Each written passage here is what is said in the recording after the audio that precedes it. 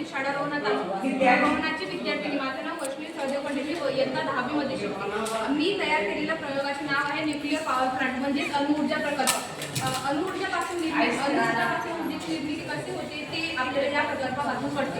जसं की सर्वात आधी जे कूलिंग कंडक्टर वॉटर असते ते वॉटर कॉलिंग टॉवरमध्ये जाते आणि कूलिंग टॉवर त्याच्यामध्ये उष्णता टाकते आणि उष्णतेपासून वाफ निर्माण करते आणि ती वाफ कंडेन्सरमध्ये जाते आणि कंडेन्सरमध्ये जे वाफेवर प्रक्रिया होते सिस्टम टर्बाईनमध्ये जाते आणि सिस्टम टर्बाईन त्या वाफेवर अधिक प्रक्रिया करून त्याच्यापासून वीज निर्मिती करते आणि जेव्हा ती वीज निर्मिती अतिशय चांगल्या प्रकारे होते त्याच्यानंतर ते इलेक्ट्रिक जनरेटरमध्ये जाते आणि इलेक्ट्रिक जनरेटर त्याचे भाग करते आणि ट्रान्समिशन लाईनमध्ये पाठवते आणि ट्रान्समिशन लाईन ती आपल्या घरापर्यंत आपल्याला सप्लाय करते.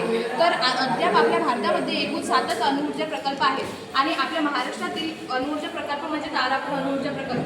पण आता आपल्याला अणुऊर्जा प्रकल्पाची गरज समजत चाललेली आहे म्हणून आता कमीत कमी 10 वर्षात तरी अणुऊर्जा प्रकल्प 7 ते 14 होऊ शकतात आणि पूर्ण जगाला देखील याची माहिती मिळत चाललेली आहे. कारण की आता जसं मानव प्रगत होत चाललेला आहे तसं त्याला ऊर्जेची गरज पडत चाललेली आहे आणि तो इंधनापासून ऊर्जा निर्मित करते.